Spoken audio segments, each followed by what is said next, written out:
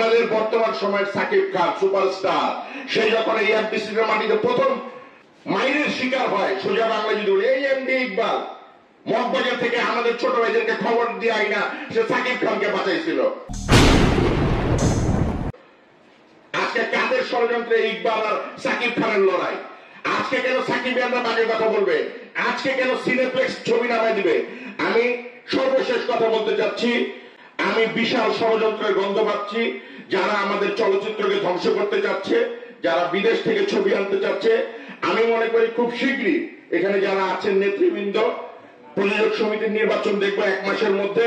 কারণ আমি মনে করি আপনারা যারা আছেন, মাননীয় প্রধানমন্ত্রীর কাছে যাইতে আপনাদের টোকেন লাগবে না। 1 মাসের মধ্যে প্রযোজক সমিতির নির্বাচন করবেন আপনারা। কারণ নামেই শুধু দেখি আমি 18 সংগঠন, কিন্তু আজকে দেখেন মঞ্চে 18 সংগঠনের কোন নেতা নাই। আমাদের দেশের দোদুকের মতো নখ দন্তহীন বাঘে পরিণত হয়েছে চলচ্চিত্রের এই 18 সংগঠন। আমরা দোদুকের মতো নখ দন্তহীন 18 সংগঠন চাই না।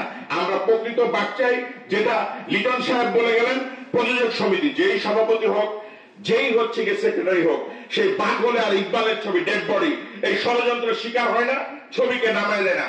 পরিশেষে আর একটু কথা বলতে চাই, ইকবাল কিন্তু চলচ্চিত্র প্রেমী গোপন একটা ঘোষণা দিচ্ছে, কেউ সেটা নোট করেন নাই।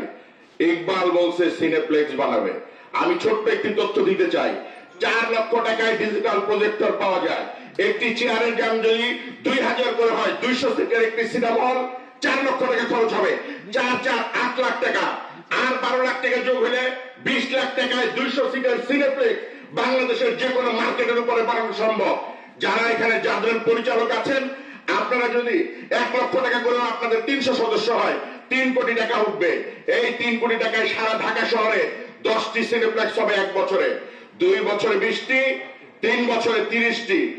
আমাদের নিজেদের নিয়ন্ত্রণে যখন আমাদের সিনেপ্লেক্স থাকবে, তখন কেউ আর আমাদের ছবি নামাতে পারবে না।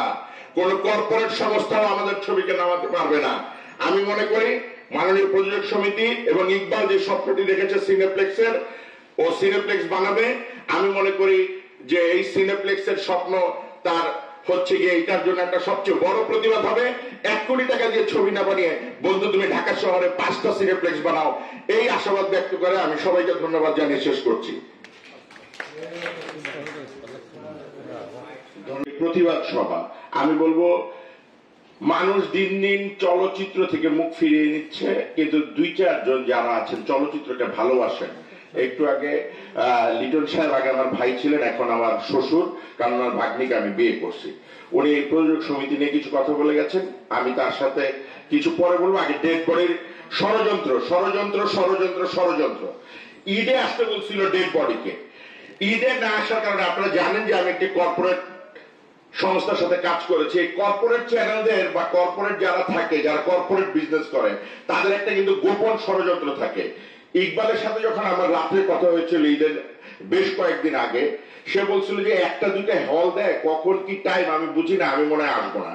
আমি বলতে যাচ্ছি এটা সেই ষড়যন্ত্র, যেই ষড়যন্ত্রের কারণে ডেড বডিকে নামায় দিছে। ডেড বডিকে অন্য কোনো কারণে নামায় নাই। আমি জোর গলায় বলতে চাই এটা ষড়যন্ত্র সিনেপ্লেক্সদের, যে তুমি ঈদে আসবা না, আমরা তো এই দেশে বহুত কিছু। একটু আগে যত বক্তারা বলে গেলেন, তারা দিন বললে দিন হবে, রাত বললে রাত হবে। তো এই যে প্রযোজক সমিতি 4 বছর লাগে না। আমি যারা মঞ্চে উপবিষ্ট আছেন, অনেক জাদরেল প্রডিউসার, অনেক জাদরেল নেতা, প্রধানমন্ত্রীর কাছে যেতে 4 বছর লাগে না। প্রযোজক সমিতি কেন 4 বছরে নির্বাচন হচ্ছে না? আমি একটা প্রশ্ন রাখতেছি, একটা প্রশ্নের অ্যান্সার পেলে সবাই বলতেছে প্রযোজক সমিতি থাকলে এই ডেড বডি নামতো না। ডেড বডি নামছে আসলে প্রযোজক সমিতি বা অন্য কোনো কারণে, ষড়যন্ত্র। এই ষড়যন্ত্র ঠেকানোর জন্য অবশ্যই প্রযোজক সমিতি দরকার, এবং প্রযোজক সমিতি 4 বছর লাগে না। আমি মনে করি যে প্রযোজক সমিতি 5 দিনই প্রধানমন্ত্রীর কাছে যাওয়ার মতো ক্ষমতা এখানের প্রত্যেক লোকের আছে। শুনি মন্ত্রীকে ধরতে হবে, অমুককে ধরতে হবে, কেন? কোটি টাকার উপরে লগ্নি করে এখানে প্রতিটা প্রযোজক। এখানে একজন দেওয়ার জাহান ঝন্টু আছে, অনেক সময় অনেক সমালোচনা শুনি, একজন দেওয়ার জাহান ঝন্টু